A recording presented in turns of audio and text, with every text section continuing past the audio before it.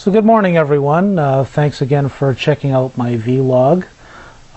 This morning what I would like to do is talk a little bit about trying to expand your presence online, both to create backlinks back to your website, or if you're primarily involved with YouTube channels. My take on what it is that I'm doing is that my core presence online is with the website, having to do with movie reviews and movie related information.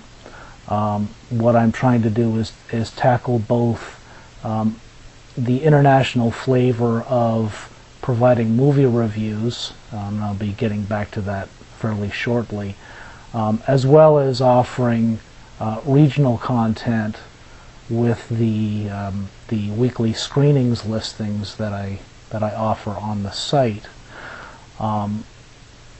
Now, as far as expanding your presence online in order to entice new potential readers and new potential watchers of your videos,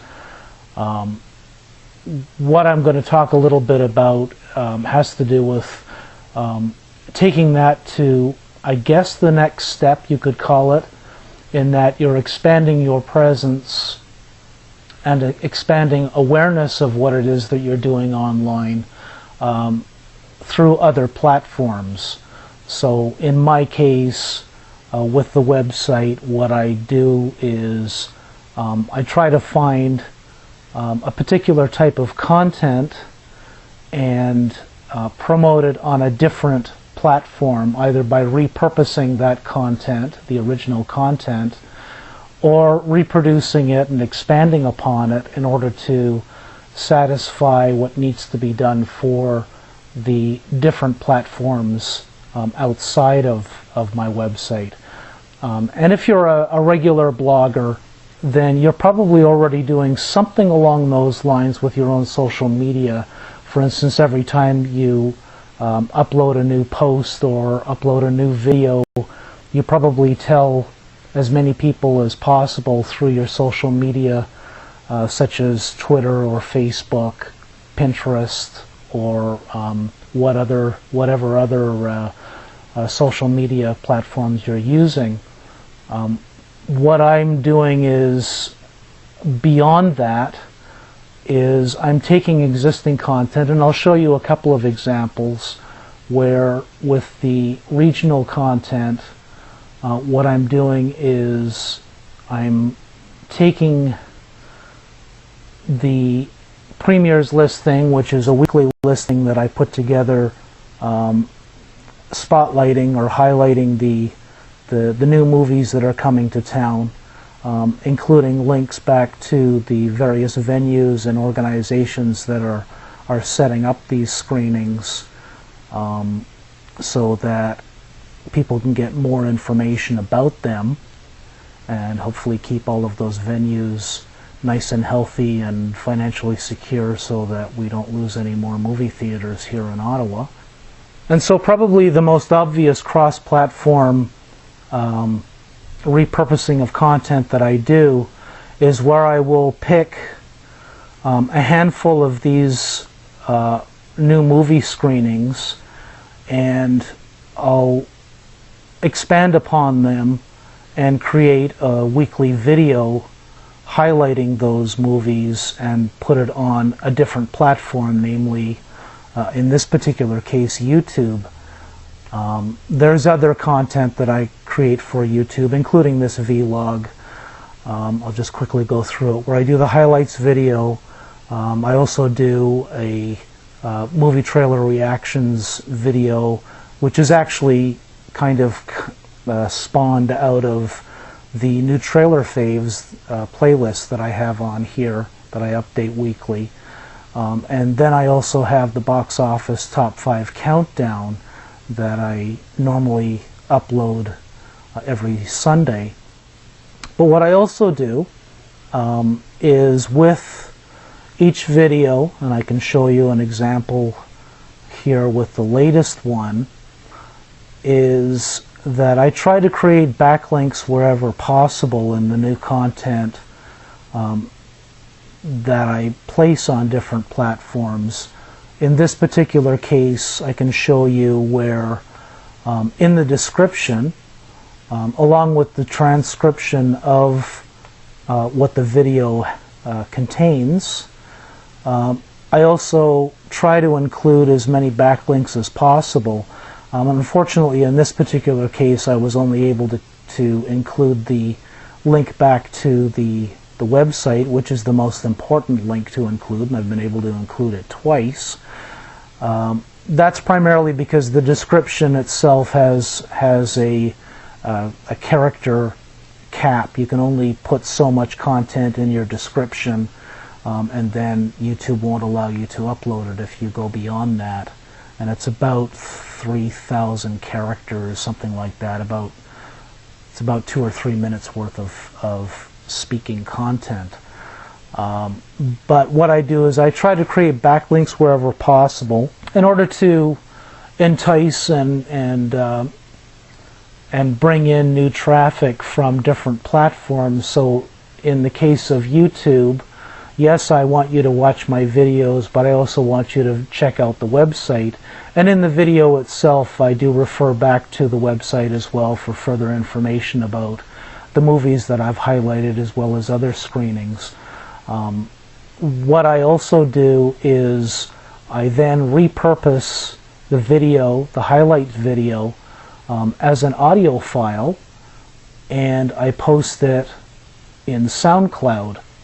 So that repurposed content is just the audio of the video that I've posted on YouTube, but I've then expanded to a different platform in order to again promote what it is that I'm doing, and give a wider reach to that content in order to hopefully find more readers and watchers and people who might be interested in what I'm doing on a weekly basis with the website. And you'll see here on the side where I've included backlinks to the website as well as to the YouTube channel and a couple of the social media platforms as well.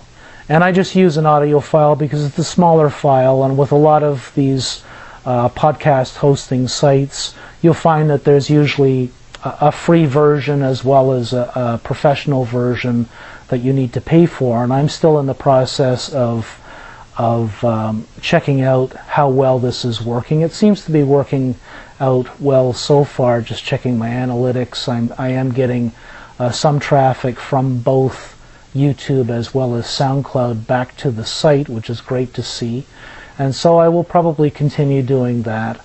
And then, of course, along with having the backlinks on the general profile page on each of the episode pages, and here's with SoundCloud, the most recent one, you'll see that along with a short blurb about the content that's in the audio file or in the podcast, I also include the list of backlinks to the site as well as to the YouTube channel and the social media channels. And definitely do consider doing this if your video content does lend itself to being used as an audio podcast. It definitely doesn't hurt in doing that, and there's nothing to say that you can't do that. If your video, on the other hand, is more visual than audio, then you could consider just taking that content and repurposing parts of it as, for instance, GIFs to post on any of the GIF hosting sites with backlinks to your core content, whether it's your YouTube channel or your blog or website. And that, again, what it does is it expands the potential for finding new followers, new readers, new viewers of your core content. The second example is going back to the site for a moment, is with the original core content of my site, which is the reviews.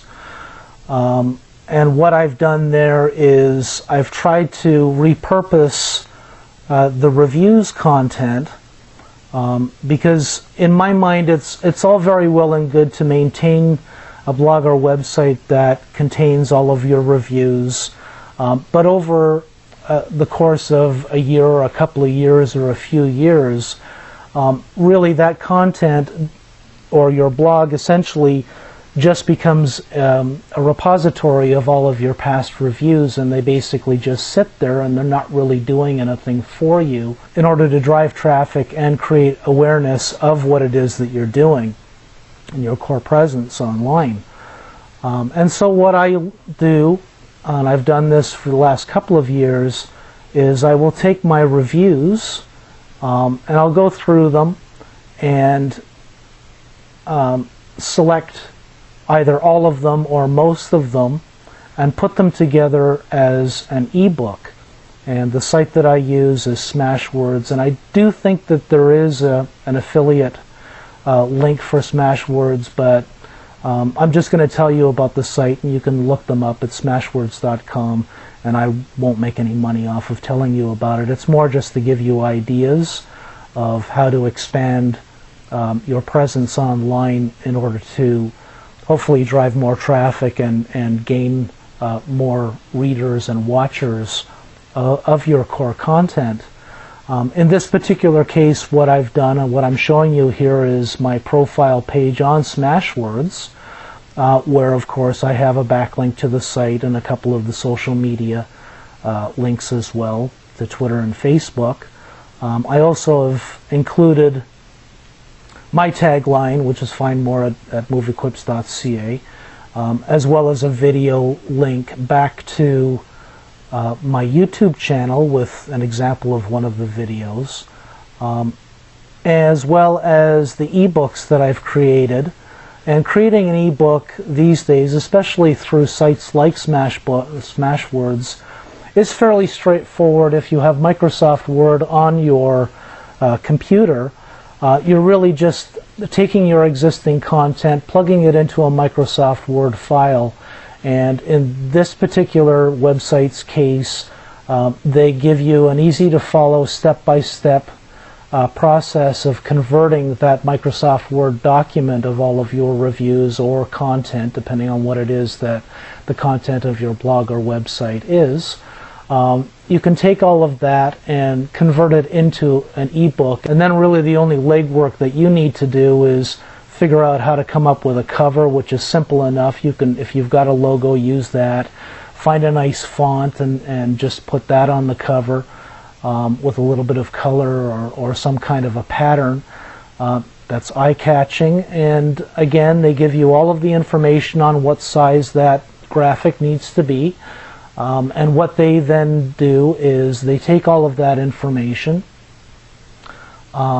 and will make it available on their site, as well as making it available on ebook websites. And I'll give you one example right here where my ebooks can be found on the Chapters Indigo website. So if people who are interested in ebooks go through, then they will find my ebook version of my reviews on the Chapters site, which is invaluable to somebody like me who is trying to widen awareness of what it is that I'm doing online. And then of course, with all of this nice stuff that's on here, the ebook itself will contain references back to the site with backlinks and all the rest of it. Now, if you're looking at this and saying, well, I create videos, why would I care at all about creating an ebook when I have audio files? You can find free software online that will transcribe your audio. And if, for instance, you're doing reviews of various things, whether it's movies or books or anything else, or if you're doing DIY stuff or step-by-step stuff, or even health and beauty stuff where you're doing video blogs on that.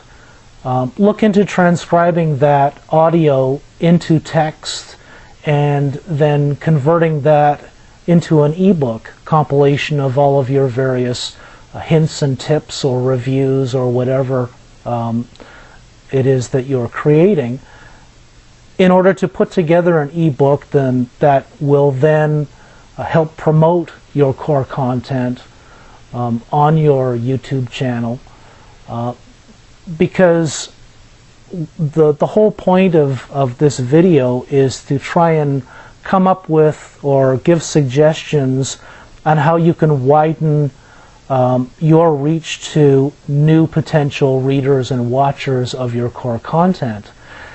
And if you can get your content in front of the eyes of an entirely new portion of potential readers and watchers by looking into cross-platform repurposing of your content, then why wouldn't you do it? The name of the game when you're creating all of this content on a regular basis is in order to build a following. And really, with this particular example here, well, you can't actually buy any advertising on this particular bookstore's website. However, by my repurposing my existing content into an ebook, I now have an advertisement for my content, for my core content on their website. And definitely look into these things and see what works for you, see what you can repurpose from your existing content and the stuff that you primarily focus on, and see if you can expand upon that in different platforms in order to gain more traffic, create more backlinks to your core content, help with your SEO and web ranking on search engines such as Google and elsewhere. And I hope that this has been very helpful. Thank you very much for checking out this vlog and taking this ride with me. And yeah, have a good one. Cheers.